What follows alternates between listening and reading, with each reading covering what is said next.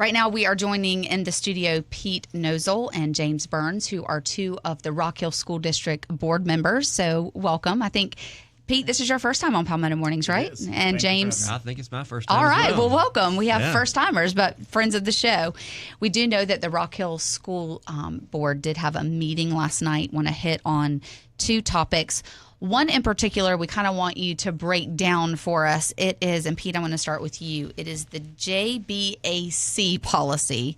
I think I'm getting my acronym correct, and I don't even think it stands for anything in particular. It's just a policy number. Okay. Yeah. And it was, it involves, it's really unfortunate that we have to legislate common sense right now, but it involves just having a policy that ensures that boys use the boys' bathroom and girls use the girls' bathroom so that we can protect and keep our students safe.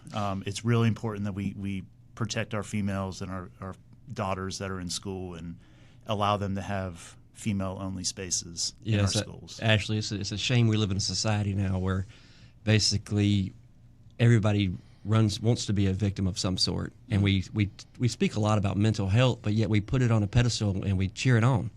At some point, when is common sense going to kick back in? When are we going to protect our daughters? I have 3 daughters in the Rock Hill school system. You had one. I hope we get her back one day. But at some point, it's time to stand up and be counted. So walk us through exactly how this started. It started at one particular school, and just walk us through that process. I don't want to mess that up. Earlier in 2024, it was brought to our attention that a boy who identifies as a girl, who I believe was 18 years old at the time, was using a girl's bathroom at Rock Hill High. It was making the girls understandably upset, nervous, threatened. And we tried, the Rock Hill High administration tried to handle it. They offered the student a accommodation in the nurse's bathroom or the faculty bathroom, or I don't know how many other accommodations that he and his family refused the accommodation.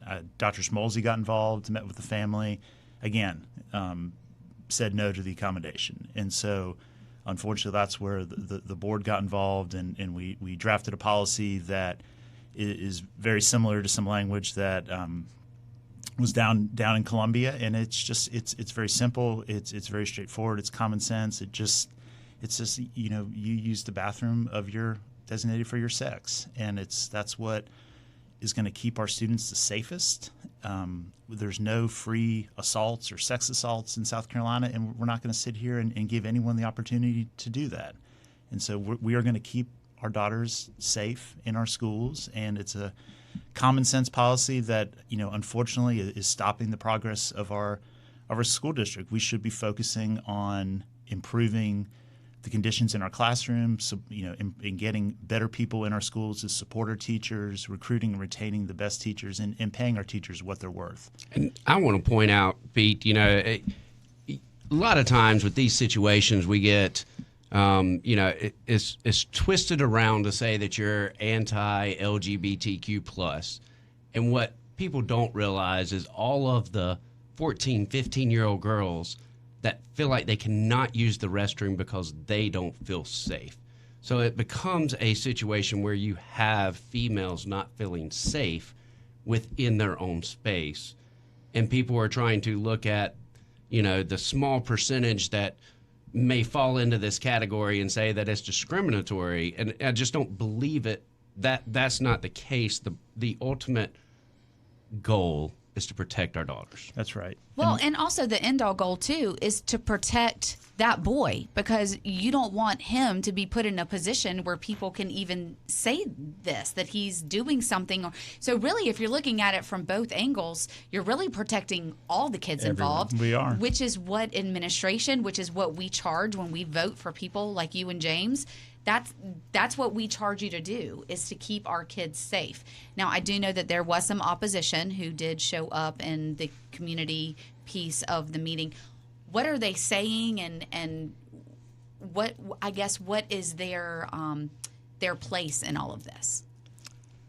It's really hard for me to understand, because it truly is common sense. It is some kind of agenda that they have where there is no reality, there is no facts. If you think something, then you are it, and it's just not based in reality. It's just, and it's sad that our kids have to deal with this. It's sad that we have to legislate common sense and respect and good manners, but we're going to do this to keep our students safe at our schools. It's truly sad that the current administration, what they've tried to morph Title IX into, where it was originally intended to protect women, but now I don't know. I mean, what does it protect now? So it's completely kind of flipped on its Correct. other end. And Brandon probably can tell you better than we can, but it's like I said, last night we had a member of the ACLU come in and basically threaten Rock Hill schools with the new Title IX provisions that President Biden put in. Yeah, I mean, you just had last week in, was it Missouri? A student was awarded $4.2 million for this exact situation because of the federal guidelines. This is going to create more problems. So where do we go from here? What is the school board going to do next? I think you said that was first reading last night. What happens next? We're going to vote on the policy. Hopefully it'll pass. And at the same time, we're going to be working on a budget to make sure that we have strong leaders in our schools that will support our policies and enforce them, and make sure that we're paying our teachers what they're worth. And stand by our convictions, something not many people do anymore. And you brought up the budget, and it's kind of like what comes first, the chicken or the egg? I mean, all of these things kind of, if you don't have a good budget, you can't get good leadership, you can't get good teachers. How do y'all even go about starting this budget, and what do you feel like is facing you hardest right now regarding the district and the budget? You run it like a business. We hired Tommy Smallsy or Dr. Smallsy to come in and fix our school system. All right. Well, he's had 2 years now to fix it. So the people that are working under him right now are his people. So now it's time to figure where the rubber hits the road. It's going to be in the classroom. Dr. Smallsy knows that the school board right now wants to see more money funneled into the classrooms. That's where it counts. All the extracurricular activities, all the personal agendas, and everything else go out the window. It is one team working for the students and the future of Rock Hill. Well, and really, that's back to basics. I mean, we're not there for all the extra. We're there, or not we, but our children are there for an education.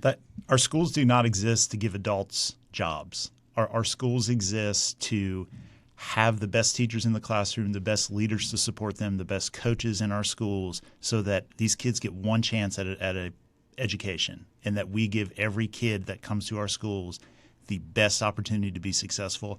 And that creates opportunities for our city. And if we graduate the best college-ready kids to go into our colleges and to come back and work in Rock Hill, and we graduate the best work-ready kids with real skills to go out and build things and to fix things and be productive members of society and be polite, civil members of society, is great for our city. And our school district is the best asset our city has, and we are going to make sure that it shines. Rock Hill will be the first public school system in the state of South Carolina that's going to actually compete against the charter schools and the private schools. Yeah. That's the number one thing. It's all about competition. And I know the public sector's not used to hearing that word, but by God, Rock Hill will be the first one to do it.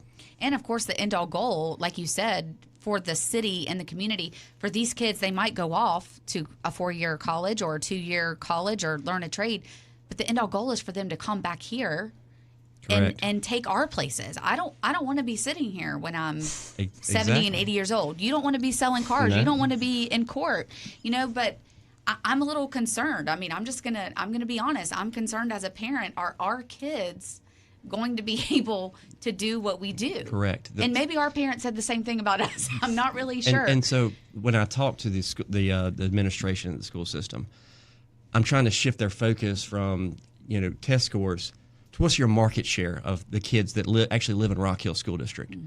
That's what I want. So your child is homeschooled, correct? Yes. Okay. One of them. That's $18,000 that we want. Mm-hmm. So we have to earn your trust to get you back into our schools so we can grow our market share, of course. Right. All right. Well, it's going to be interesting. There's large task at hand.